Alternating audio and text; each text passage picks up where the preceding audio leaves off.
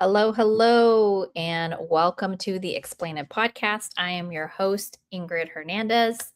I'm super excited about this podcast because it gives us an opportunity to reflect on what 2025 was and what can be for 2026 and kind of give you a peek under the hood about some of the things that I have coming in 2026. I do get asked quite a bit for people to take some of, I won't say take some of my time, invest some of my time with them on questions that they have about what they should consider doing if they're new to entrepreneurship, if somebody wants to get into real estate, if somebody wants to just all kinds of stuff.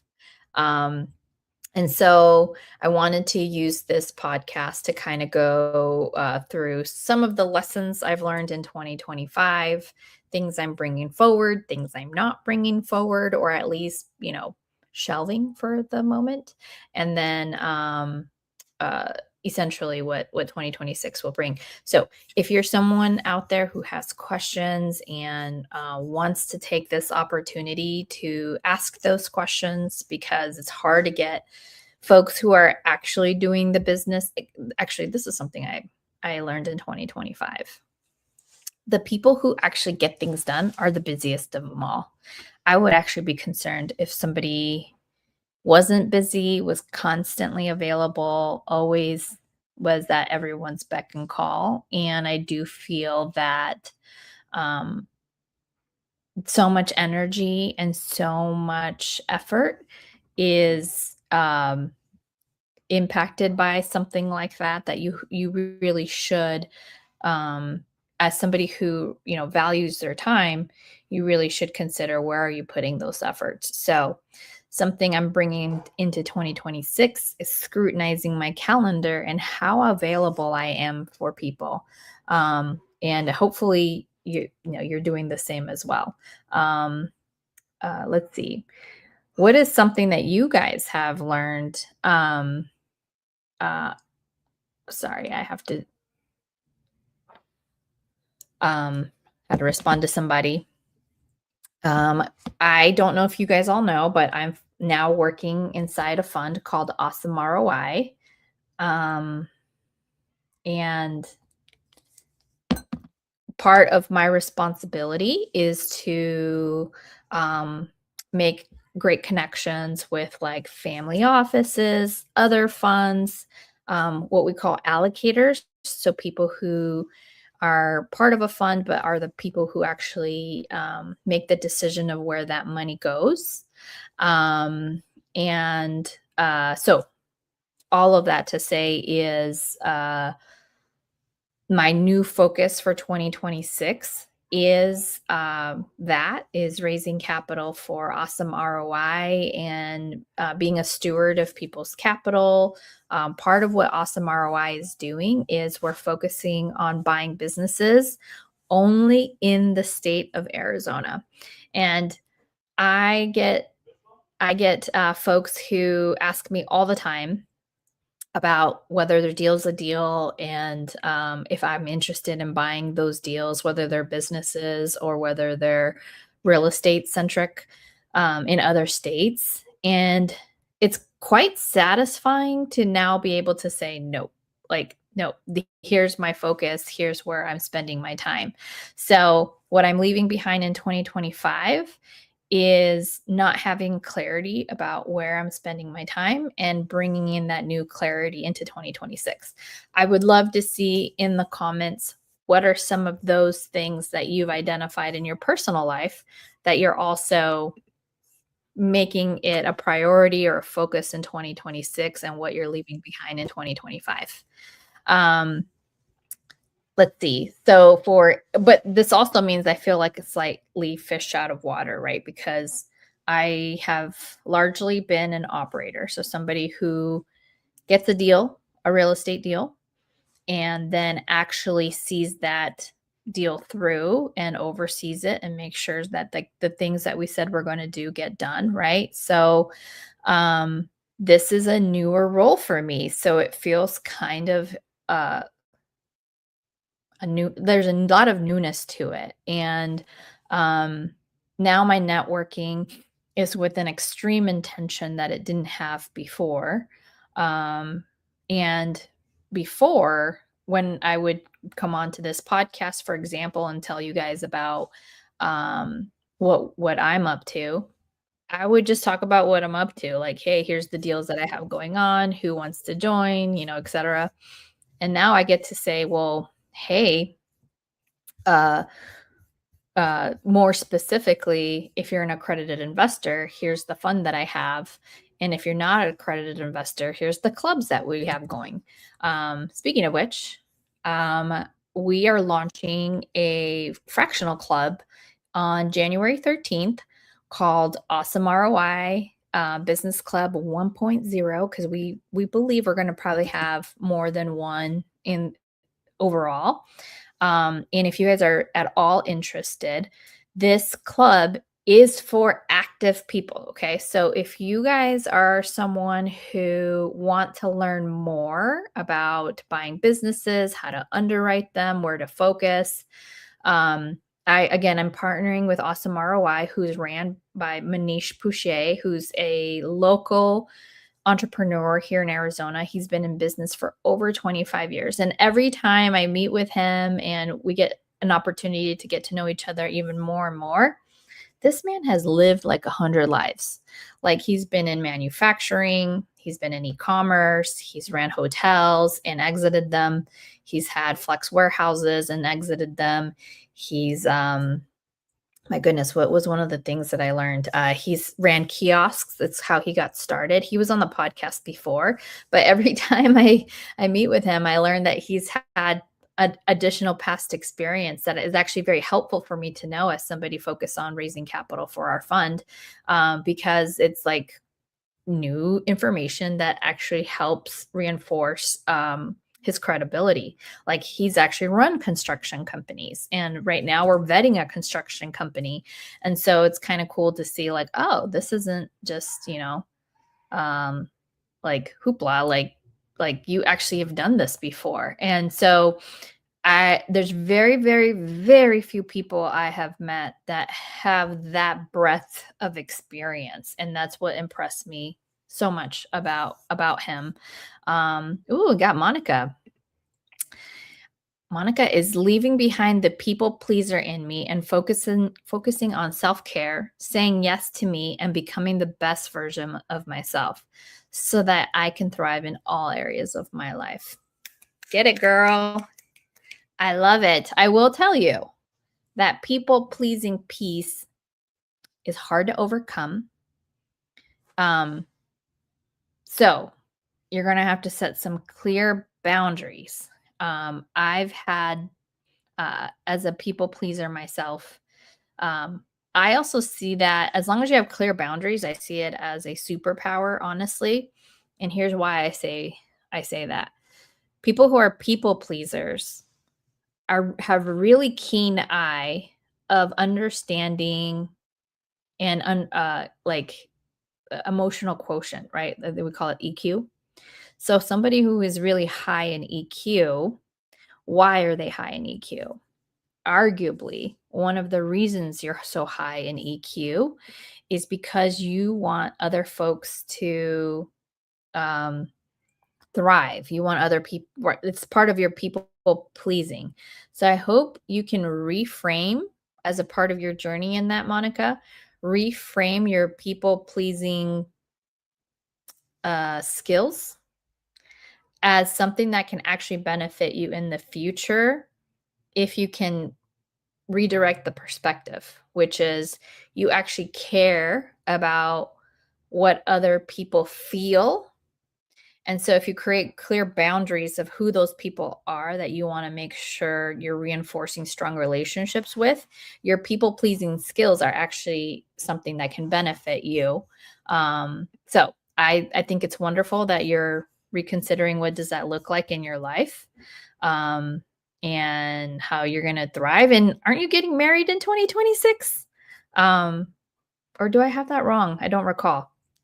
I'm excited for you. So If you guys want to come on to this journey with Awesome ROI, again, our launch is, oh yeah, she is getting married in 26. Whoop, whoop. I'm actually working on getting my passport Friday. Just FYI, Monica, I'm starting the process because I haven't got my passport. I became a citizen in 2024, and I had to go and like officially change my name. So that took a couple of, you know, sessions of that. And then it delayed my intention of going to get my passport right away.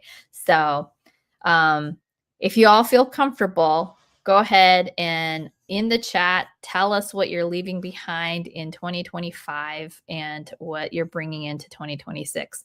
Also, if you guys have questions and you want to come on board and ask, I'm going to put the link in the chat. So come and join me up here if you guys have questions, especially if it's anything about real estate, about being an entrepreneur, like what should you be prepared for in 2026. Hopefully you guys caught the podcast we did with Marlon 2 weeks ago, because he gave you straight up tactics to say, here's how you can help create clarity, and how you can use that clarity tool that he gave you to prepare you for 2026. It's why I felt it was super pivotal to have that podcast a couple of weeks ago, so that you guys have the tool to bring in and ring in a wonderful 2026. So if you missed it, Marlon was on the podcast 2 weeks ago, I believe the 17th.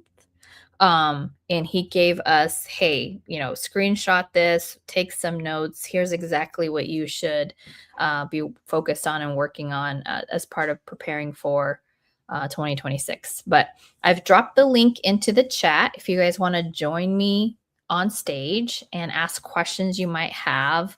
Maybe they're creative finance related, sub 2 related, LLC related, although I'm not a lawyer, anything like that.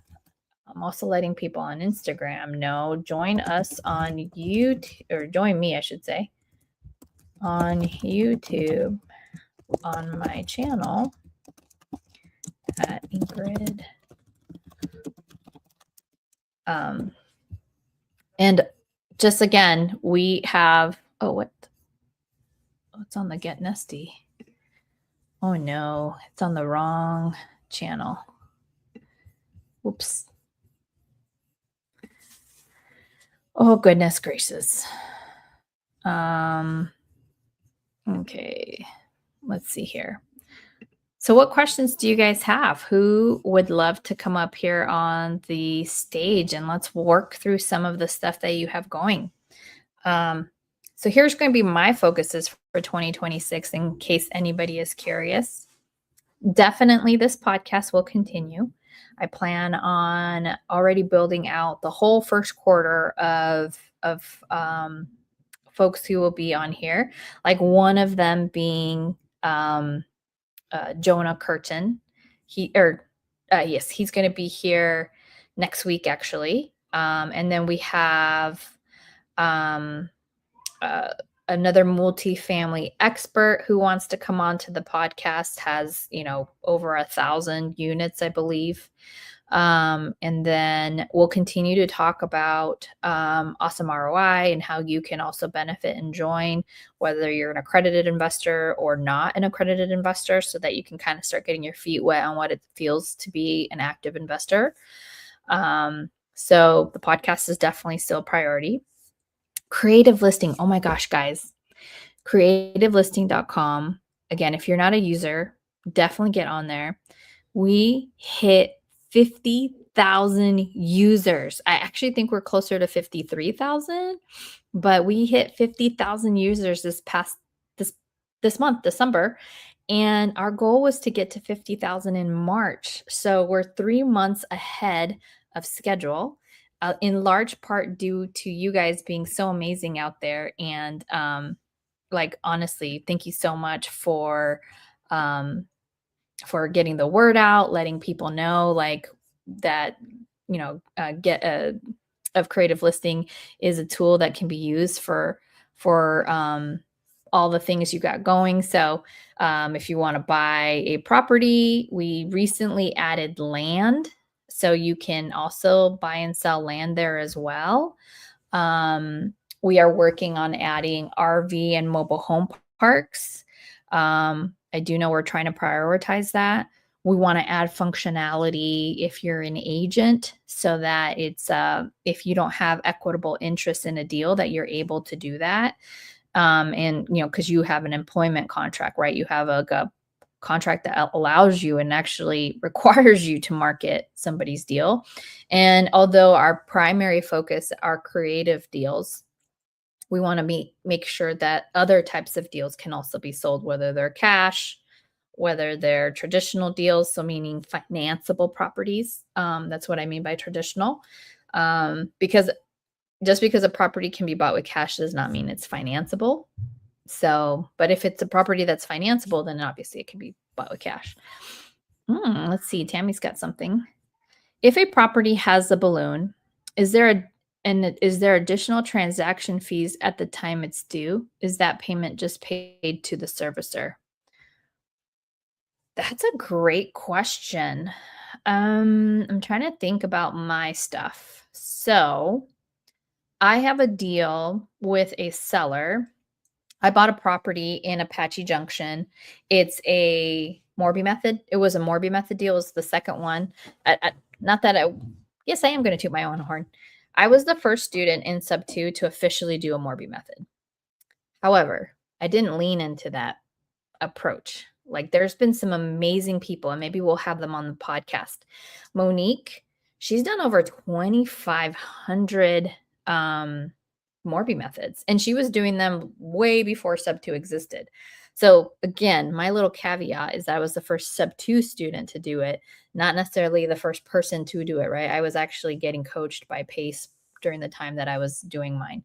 But when I got my Morby method deal, in Phoenix. That was the first one. The second one was Apache Junction.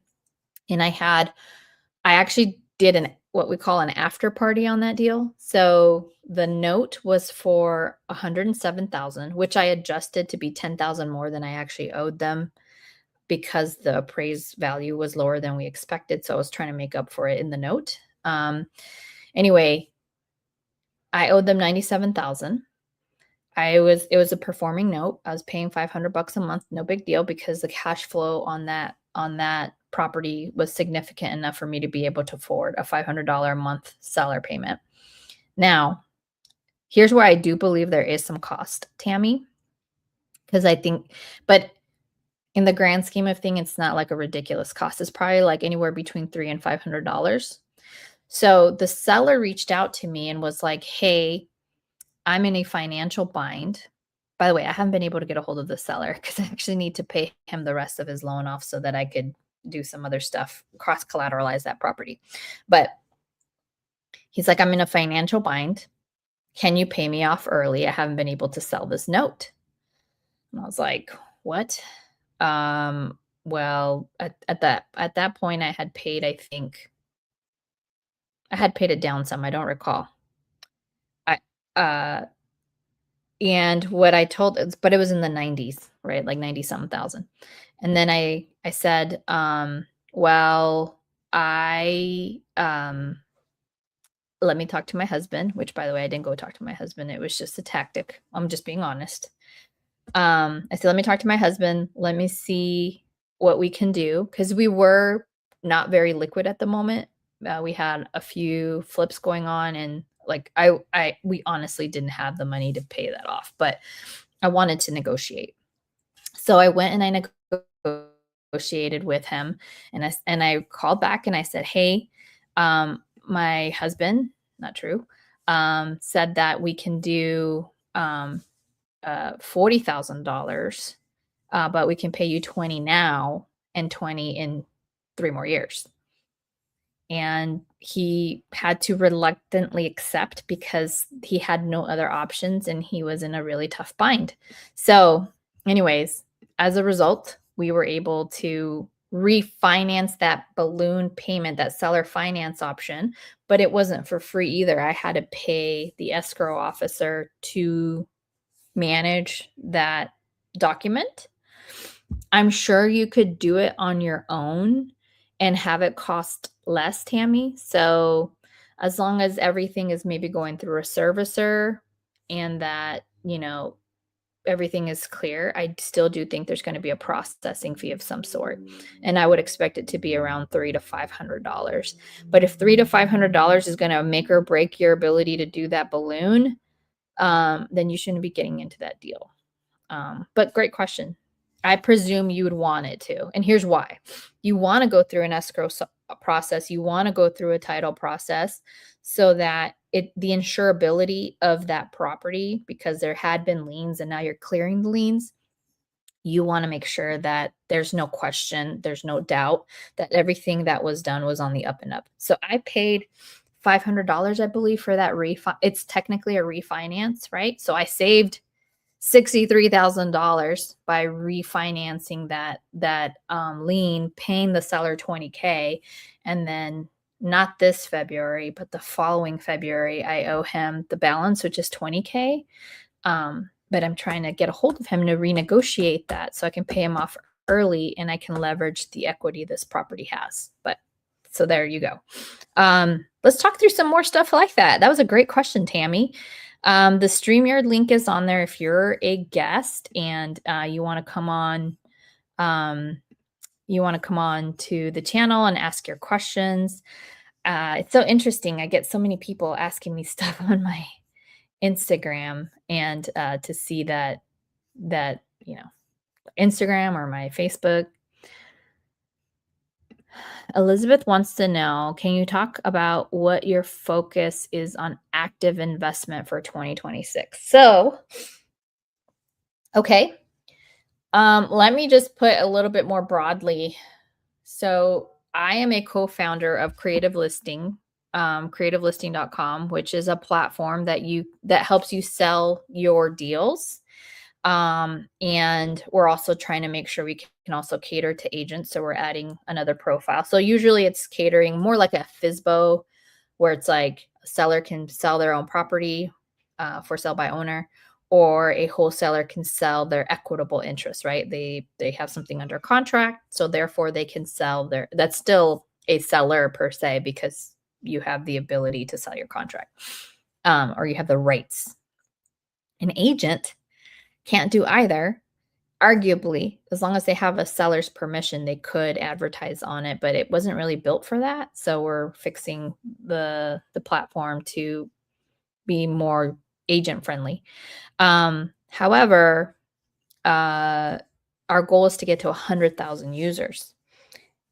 What do you need on a marketplace platform? You need supplies, or the supply, so listings, and the demand, buyers. So right now we have less listings, tons of buyers. Like, I think it's more than 2/3, if not 3/4, are buyers versus sellers. So we want to encourage more agents listing their properties that they have for sale. Obviously, we want those creative deals more than anything else, but we're realistic that a lot of agents are going to have traditional stuff, and the more eyeballs that get on their listings, the better agent they are, right?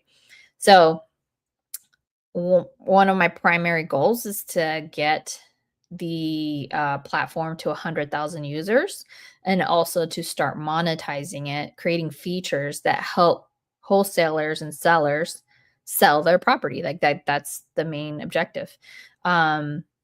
We have single family houses there, and we're also going to have land. We already have land. And then we want anything that is asset worthy. So businesses, RV and mobile home parks, multifamily. People are already listing multifamily in there and just playing with the attributes that are available for single family, which I thought was interesting. So again, make the tool way more robust and way more helpful for people. That's the goal. And so we're going to do that. So that's one focus. As far as active income, the goal is to monetize the platform, but first it needs to be so good that it makes sense to monetize. And what do I mean by monetizing? So subscriptions for certain features that are going to make it easier to sell your property. Second is partnering with certain folks, maybe lenders, TC companies, title companies, anyone who services the ability to buy and sell an asset, so that, you know, it's easy to have the resources you need to get your deal done. So monetizing in basically in those two ways. So that's one priority of mine in 2026 for active income, which won't come until probably Q2, Q3 at the earliest. And then another portion of active income for me is continuing to work with my fund, Awesome ROI.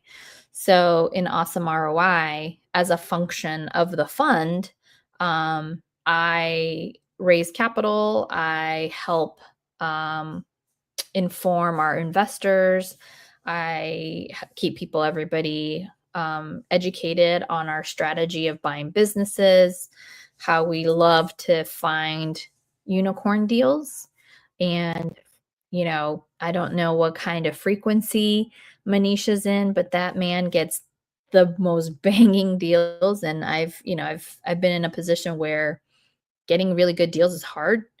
And honestly, it has not been difficult for Manish to find deals. What's been difficult is having the capital to pull the trigger fast enough before the deal is gone. So that's why I'm on a mission to help him become the best operator he can be by raising this capital. And the fund pays me the process of me being a small equity owner through that process. That's how I am focusing on active income, Elizabeth, is I'm focusing on the fund and the club as a part of business buying. So I'm really pivoting as real estate being my primary focus and pivoting more, having my fund and the club be the focus in business buying. What is the name of the fund again? AwesomeROI.us is our website. Let me put it in the chat. And because of the type of that's interesting. I don't know why my YouTube is on there, but excuse me. The way, if you're an accredited investor, you can actually log into our platform on Avestor. And in Avestor, it'll break it down to you about how the fund pays, which is we're actually rearranging some of the way that it doesn't look great right now, Elizabeth. That's one of the things that was my feedback when I came into the team. I was like, hey guys, these shouldn't be offer centric. These should be fund centric. And the way you guys have set up the platform, it's offer centric. And that's not our approach. Our approach is we're going to raise enough money in the fund to have specific closings so that then we can disperse that money at different intervals.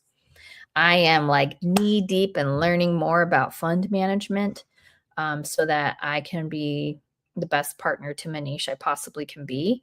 And part of that is learning more through like Bridger Pennington's work, actually being on Avestor. Avestor has a really great education platform. So I'm like soaking up as much as I can there. And then just learning what you can say, what you can't say. You can't really talk about, it's crazy. So like there's like words that are not very favorable. So before I even like post on LinkedIn and stuff like that, I actually run it through ChatGPT to be like, hey, make sure my language is SEC compliant, like stuff like that. The things I've never really had to think about before that now have to become a part of my typical behavior so that I'm within the boundaries I'm supposed to keep. So that's been interesting. It's a new dynamic I haven't had to deal with before, but it's something that I'm learning. So as many of you out there feel like, oh my gosh, I'm learning, like, when will this stuff get off the ground? Maybe I'm feeling that way right now. I'm feeling very much like a fish out of water. Being a part of a fund is new to me.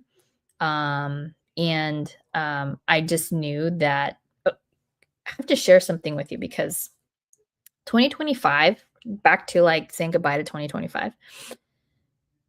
The first half of 2025 for me was a very, very tough experience. I won't say the first half, I'll say the first quarter. The second quarter, I had to learn to deal with the aftermath of some relationships not working out, some business relationships not working out. And then the second half was about, what do I do now? Like, the world is my oyster. What do I really want to focus on? And going through 2025 really reminded me how important it is to have a community of people who want to see you succeed. But what I also learned is that despite feeling a lot of like heartbreak, a genuine heartbreak of things not working out with my previous partner, that I didn't want to be jaded by that. I'm naturally an optimist. I feel what I went through as a young person, as a young child, was pretty traumatic, being an immigrant to this country, having a stepdad that was awful, and going through that experience of like, divorcing parents, not having family here, like that life as a child that I had to leave behind, taught me so much about what I can overcome and persevere and become stronger with, that even though I was really heartbroken about what happened this past year with my past relationships, that I knew it wasn't going to be as bad as that. So I've always felt somewhat optimistic about the future and what can be done. Um, anyway, so although 2025 didn't start the way that I would have liked it to start, it really finished in a way that like made me feel so optimistic about the future, which has been difficult to do. And I think I'm super grateful. I mean, if there's anything I can tell you guys is like focus on what you're grateful for, and the universe will make sure that it provides you more to be grateful for. Meeting Manish, in essentially in Q4 of this year, which is so crazy because I've been with him so much this last 3 months that like it feels like it was forever ago. And I'm learning so much from him that I am so thankful. I was like, wow. In September, I got to raise capital for the commercial mixed use building that I now own with my partners out in Ohio. And it really opened up my eyes of how commercial real estate is so cool. Like, I've been focused in the single family home space, which will always have a place in my heart for sure. And I'll probably still play in that space to a small degree, but I really don't want to focus there as much as I want to focus on commercial real estate and businesses. But that building taught me how you can pull so many levers in commercial real estate that you cannot in single family. Like, we're going to add to the NOI and make that building go from being worth, six, 700,000 to 1.3 million initially, to potentially being worth closer to 1.8 to 2 million after we've done the last phases of what we plan to do with that building. And I love it. Like, I love the fact that it's like, I don't know, it's like a game that you can play and have control over. And you really can't do that with single family. I think there's a ceiling in single family. We've hit such a hard ceiling in single family that people are now doing co-living, right? Because it's like the only way you can actually cash flow. Where in commercial real estate, you just have to find the right like business partners so that your asset ends up being worth more because of businesses. Like, let's be real, businesses are the lifeblood of this country. Genuinely. Like, that's not hyperbole, that's not like I'm saying, like, they are the backbone. And part of why I'm excited to work with Awesome ROI is because while we have these other huge, huge funds, huge Wall Street people buying businesses and taking advantage of people who are ready to exit. Because guys, the senior tsunami is a real thing. It feels like we have this great opportunity right now with so much transitioning, because arguably most of the businesses that are coming to Manish as opportunities are people retiring. And, you know, the best way to get deals, in my opinion, is to go close one. I mean, I've heard Manish say that as well. So if you want to get into this business buying, like go partner with somebody, go buy a business. And then all of a sudden, brokers will see that you're serious and they'll start sending you stuff. They'll even, allow for you to speak with sellers. Because I've been super impressed about how open they are about getting those next steps with sellers in this business world. So, all right, what do we have here? Maribel. Hi, Ingrid. Feliz Año Nuevo. What's your recommendation for someone looking to retire from military but looking to become an RE investor? Is there best ways to learn RE terminology to get a foundation? Ooh, this is a really great question. So, I had actually debated creating like a mentorship this past year. It was going to be focused on agents. But the more and more I reflected, I was like, I don't think that's where I want to put all my energy. And I've shelved that for now, I will say. I can tell you with full integrity that what changed my world in my ability to leave my W-2 was to go buy into the sub 2 community and learn. Now, I think we're a lot of no, I can't say this. You have to know your personality, and I've said this before. My personality is extremely analytical. Like, I need to feel educated. Why am I like consuming so much about funds right now? Because I want to eventually just be able to fully run the fund for Manish and let Manish just operate, right? But he needs somebody he can trust and somebody who can really understand the fund. And I want to be that person. And I'm all in on education. And I feel that people who don't at least take the time to upskill themselves um, are just going to learn the lessons the harder way. I'm very intentional when I learn, is like, okay, if somebody is sharing how they had a misstep and how they could have avoided it, I take that feedback super seriously. And in the sub 2 mentorship, if you guys actually take the time to read or to watch the first 6 weeks of modules, there's so much education in that really helped build the foundation and the terminology, as you say, Maribel. As I watched that and I took notes, again, very intentional learning.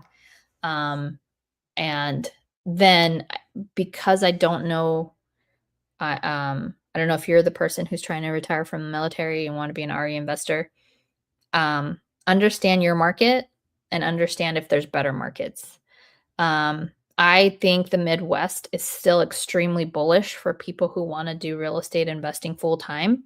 But that means you have to think about it objectively and say, if I'm going to do business in the Midwest and I don't live in the Midwest, who are the team members I need to find so that I can be successful? So again, be very thoughtful and intentional what you're building out. I was also listening to a podcast with Alex Hormozy. I haven't finished it yet, but he was on with Jay Shetty. And I love one of the things he said, even though I really hate where this phrase is being parodied from. Make active income great again. Well, I feel that. I think when I no longer had my active income with my W-2 and going into real estate, things were amazing because we had a very strong 2024 year. That was the year that like we were finishing things out and like all of our flips were making money, all of them.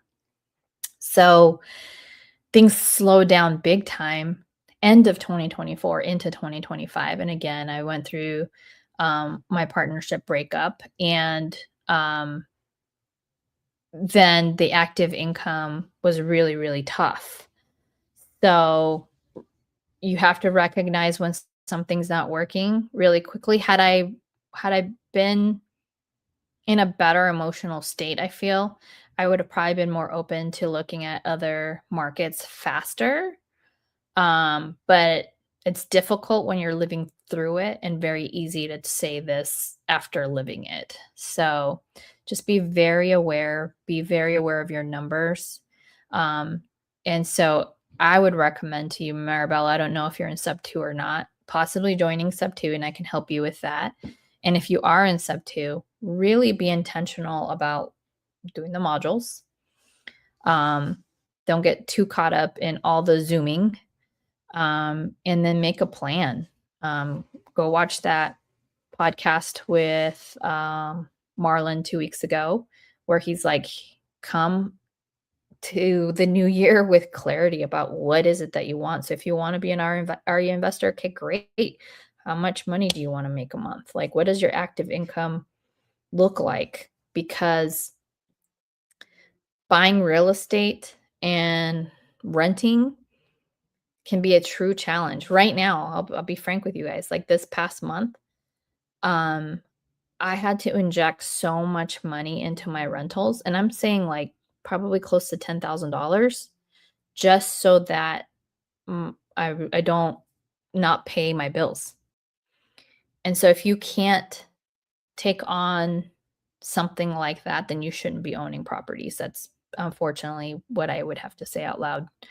So 2025 has been definitely a toughie, but it's showing me that I can also make it. So I don't know if that was helpful, Maribel, but I hope so.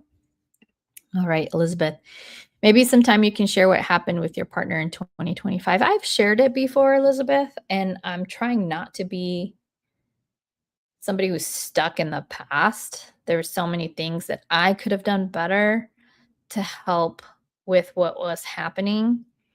And part of that was more accountability, more alignment, like what I just said to Maribel. Know your numbers, know where your money is going at, know what your burn rate is. So when you're buying a flip, know exactly what every single day is costing you. Why do I say that? Because your complete team, including your construction company that you're working with, needs to know, guys, every day it costs me $575 to hold this property, between construction costs, between what I'm paying a month in hard money, whatever that looks like. And everyone should know that so that everyone can get that fire underneath their butts to do the work they're supposed to do. And I feel like not enough people, including myself, really had a focus on that. And that's why we failed. There's just a couple of properties that I would argue our construction team was taking advantage of us. And was a huge reason why things went sideways. So if you can have better control over your project management, your construction team, and then again, clearly making sure everybody understands what your burn rate is, and every week at least have that check in and have that counter, right? And by counter, I'm saying like, okay, guys, we've burned through $25,000. Okay, next week, hey guys, we've burned through $26,700. Like 26,700, like whatever those numbers need to look like, because I think people need to visualize how flips can make or break you if you're not all working with urgency. To be honest. Pace mentioned this morning he's buying construction company with you. Can you tell us about it? Oh, wow, that happened fast. Well, like I was mentioning, Manish gets a lot of like killer amazing deals, and this construction company is no different. The numbers look amazing. But that's about as much as I can really talk about it, Elizabeth. We will likely be raising capital, so LPs, limited partners is what that stands um, for it if we can negotiate a slight better price than what they're asking for. And so that's what we're working on right now is will the seller agree to better terms?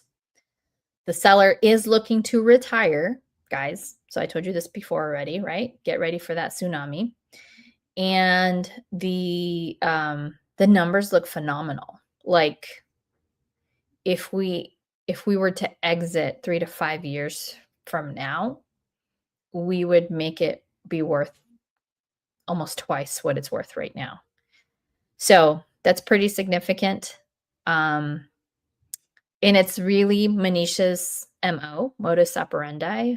Um, Another way of saying it, the way he works, is he looks for deals that the cap rate, so the return for what you spend on it when sold, so he kind of reverse engineers it, right? When sold can be 7-8% cap rate, for example, but you buy it at like 10, 11, 12% or higher cap rate. By the way, this one would be a much, much higher cap rate than that. I don't want to overshare. And it can be exited at that lower cap rate. So we feel that there's certain things that we can absolutely fix that if somebody was just dedicated to doing the pieces that let's think about this for a moment. Like anybody who built their businesses, especially in the 1900s when I was born, may have not had a large focus on marketing or customer reviews or customer experience. And the more that we now understand the customer experience and how that can make or break your business, um, to just even tweak it a little and make it a little bit better, like with Google reviews or things of that nature, and how people find you through ChatGPT, for example. Like those things matter more than ever, especially since word of mouth with social media and whatnot is so much faster than it ever has been. That if you just put a little bit of focus on that, you can actually make a lot of these businesses grow quickly for an exit or a refi. Um, so that's what we tend to do is whether it's this business, Elizabeth, or any other business that we're focused on, we think about what is the typical exiting cap rate for that kind of business. And then is it already doing better than that? But the people who are running the business don't know how to tweak these couple of things that then would allow them to exit at that amount right now. And so those are the types of deals that Manisha's getting, where it's like, oh, it's operating at a really high cap rate. The sellers don't know how to exit it correctly because they didn't do a few things that would actually make them operate like real owners instead of being owners that operate, if that makes sense. So they're in the business too much and they forget to get out of the business and seeing how the marketplace sees their business. So that's our unfair competitive advantage with Manish. And then we're able to exit either on a sale or exit through, not exit, excuse me, refinance LP's money out of it as a result. So I hope that was helpful. Hi, Ingrid. What kind of businesses are most viable for purchasing right now, in your opinion?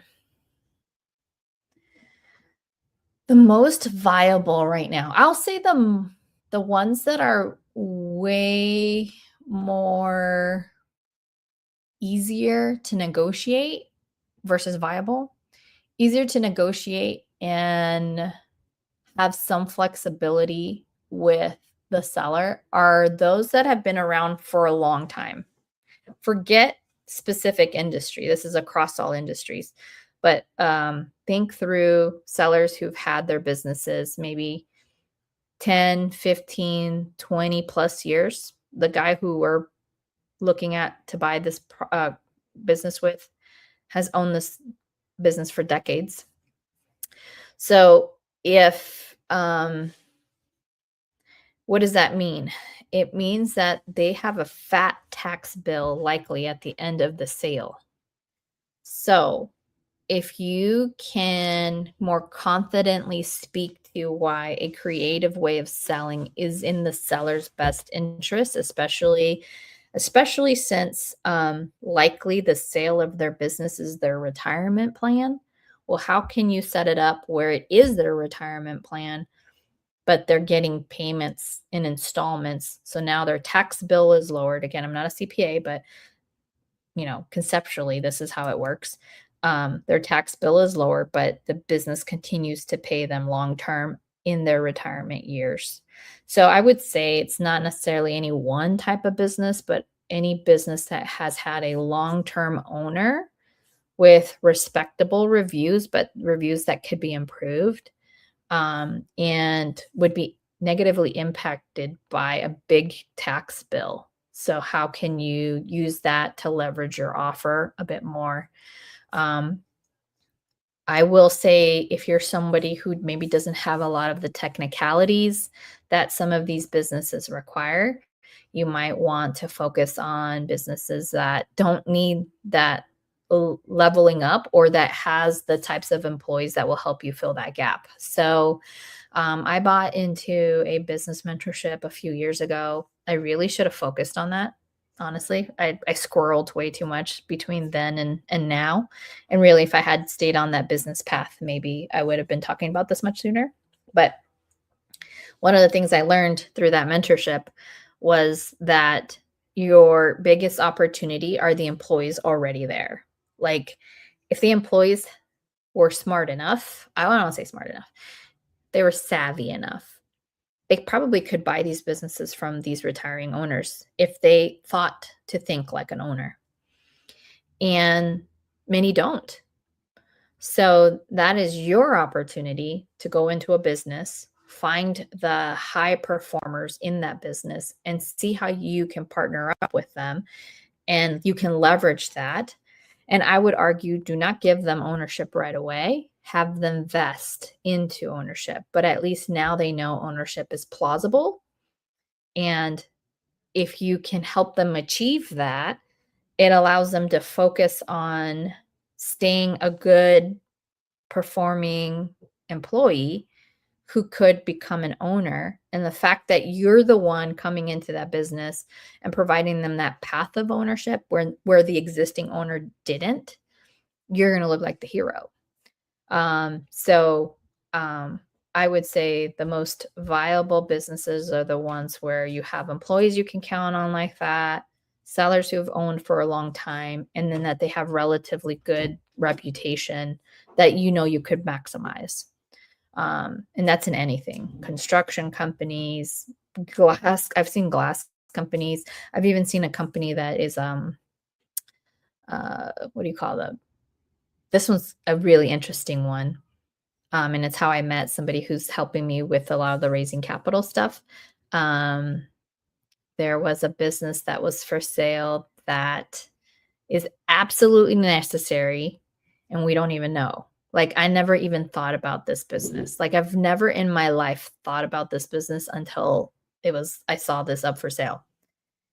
It's a dead person's logistics business.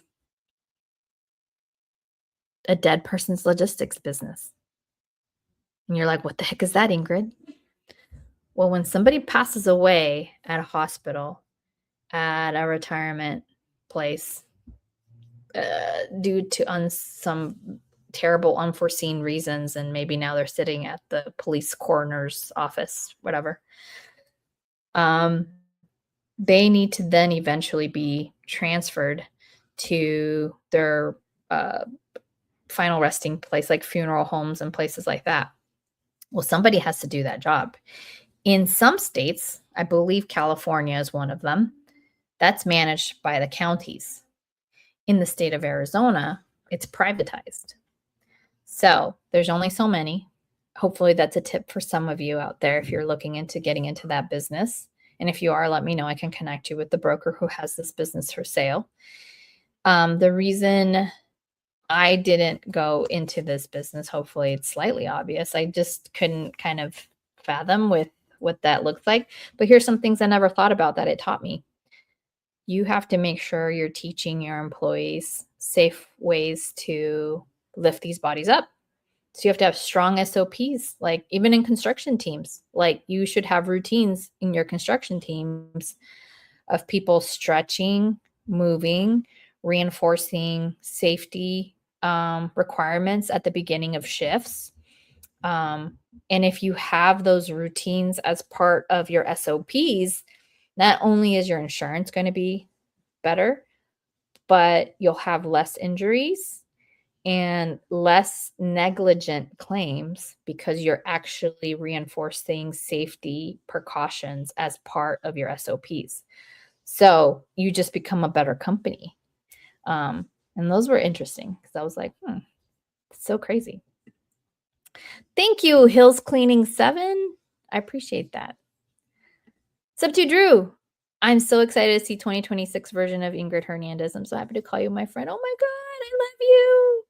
Thank you, Sub 2 Drew. I would say 2025 taught me who are the friends who I can truly rely on. And I would say Sub 2 Drew is one of those people. I hope Houston showers you with more opportunities, Sub 2 Drew. Hey, let me know if you want to buy a couple hotels. I have somebody who texted me today and was like, do you know anybody looking to buy hotels in Texas? I'm like, I don't know. Maybe my friend Sub 2 Drew, maybe my friend Chai. 2025 was hard on the heart, but it made me realize who was going to be there to put that heart back together, other than my wonderful husband. I am so, so grateful to have been a part of a community that helped really put me back together, like starting really at in March at Squat Up and realizing that I have a lot more options, that I've had enough of the pity party, that it was time to go and really take control of my future. And I was really very, very grateful for friends like Sub 2 Drew, Eric Richards, Chai. I mean, he's trying to say his last name, Fonsalker. That one's tough. Bobby Souza, Rosie Cortez. Oh my God, I love Rosie. Like, by the way, Rosie's a fractional CMO. So if you guys need fractional CMO work, like she's freaking fantastic and leverages AI like nobody else. Who else this past year is a notable friendship that I could really count on? I made new friends too, like Rhea Campbell. Rhea was my friend, but I feel like I was able to get a little bit closer with her this year. She came on the podcast. We cried together. Laura Burbauer. Can't say her last name. She's great. Who else this past year? I was like, and obviously those friendships have always been beautiful and kind with me, like Caroline Kane, who used to be a co-host with me on this podcast. Marlon Johnson. And by the way, if you guys want to see somebody on this podcast, you're like, wow, they're doing something super cool. How can we learn from them? I obviously named this podcast Explain It because one of the things that back in 2015, when I was trying to become a real estate investor and failed, was because nobody was willing to explain it to me in the way that I could understand it. Instead, I felt like an insignificant person trying to ask, what the heck is a cap rate? And Google wasn't as good as it is today. So, thank God for the age of information we're in. But what's most valuable is the actions you're taking. I'm also going to try to make a, what's it called? Vision to action board instead of just calling it the vision board. If you guys have any cool tools for that, DM me, let me know. But as I understand it right now, I'm going to go to Pinterest, find the pictures that really call to my emotions, who really stir something up on the things I want to focus on, and see if I can make some things come to life. So awesome ROI is going to be one of my number one priorities. Creative listing, one of my number one priorities. Those are like my top two. And then everything else is secondary to that. I love this podcast, but it is secondary to that. And then, yeah, continuing to see how I can help people in 26 also with this podcast and with content that I put out. So thank you all. I hope 2026 is full of abundance, full of blessings. Don't don't don't stay stuck in those maybe bad decisions or partnerships that didn't last. By the way, guys, I have no ill feelings to my ex-partners. Like, as far as I'm concerned, every partnership ends, every single partnership ends. And I want them to succeed. I want them to feel good about themselves, feel good about what they're doing now. And same goes for me. I want the same for myself. I'm really going to lean a little bit more into my faith because this past year really had me on my knees. And I feel like my faith was one of the things that really helped me get through this year as well, along with my husband, along with good friendships like Sub to Drew. And I feel that if you have those foundations in place, you're going to make it through. So thank you so much for being here. I look forward to next week when we have Jonah on the podcast. And let me know next week what goals you guys put together. I would love to see that feedback. And if there's any way I can help, I will do so. Thank you so much. That's it for 2025. Stay safe. And we'll catch you guys in 2026 every week, Wednesday at 1 p.m. Arizona time. Thank you so much for being here. God bless.